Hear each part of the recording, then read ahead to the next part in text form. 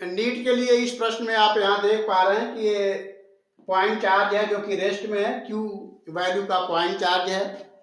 अब इसके सराउंडिंग में एक मैन यानी आदमी है, वी वेलोसिटी से मूव कर रहा है।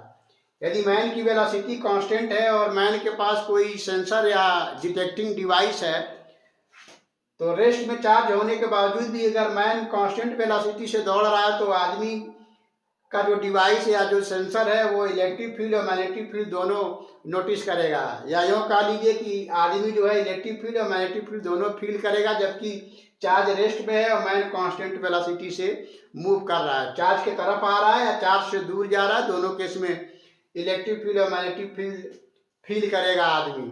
अब अगर आदमी वेरिएबल वेलोसिटी से यानी एक्सेलरेटेड मोशन से मूव कर रहा है तो ऐसे में भी मैन जो है यानी आदमी इलेक्ट्रिक फील्ड मैग्नेटिक फील्ड तो नोटिस करेगा ही, साथ में इलेक्ट्रोमैग्नेटिक वेव भी नोटिस करेगा। इलेक्ट्रोमैग्नेटिक वेव जो है इलेक्ट्रिक फील्ड और मैग्नेटिक फील्ड के वेरिएबल बनने के वजह से, उनके इंटरेक्शन के वजह से लाइट के स्पीड से इलेक्ट्रोमैग्नेटिक वेव जनरेट होता है और इस तरह से 3 × 10⁸ मीटर पर सेकेंड के स्पीड से जो है इलेक्ट्रोमैग्नेटिक वेव वैक्यूम में प्रोपोगेट करता है।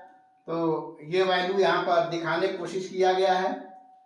अब अगर मैन रेस्ट में है और चार्ज ही मोशन कर रहा है, मैन रेस्ट में है अब चार्ज मोशन कर रहा है मैन की तरफ या मैन से दूर, तो इसमें भी अगर चार्ज का वेलोसिटी कांस्टेंट है तो मैन जो है इलेक्ट्रिक फील्ड और मैग्नेटिक फील्ड दोनों नोटिस करेगा। और अगर चार्ज मैन रेस्ट में है और चार्ज एक्सेलरेटेड मोशन से मूव कर रहा है तो फिर जो है man electric field magnetic field और इलेक्ट्रोमैग्नेटिक वेव तीनों नोटिस करेगा, क्योंकि जब चार्ज एक्सेलरेटेड मोशन में होगा तो फिर मैग्नेटिक फील्ड और इलेक्ट्रिक फील्ड वेरिएबल जनरेट करेगा और दोनों के इंटरेक्शन के कारण इलेक्ट्रोमैग्नेटिक वेव लाइट की स्पीड से जनरेट होगा।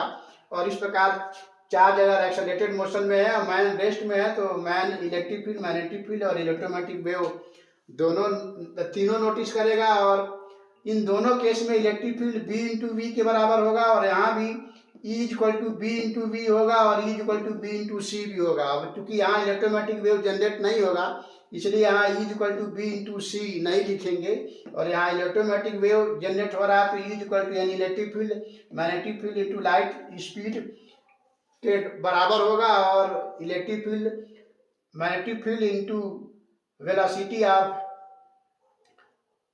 मैन के बराबर होगा। तो इस तरह से हम समझते हैं कि आप इसको काफ़ी अच्छे से समझ पाए होंगे। तो इस तरह के क्वेश्चन जो है जनरली नीट के एग्जाम में पूछे जाते हैं। तो फिर मिलते हैं नेक्स्ट वीडियो में किसी और क्वेश्चन के साथ, तब तक के लिए थैंक यू।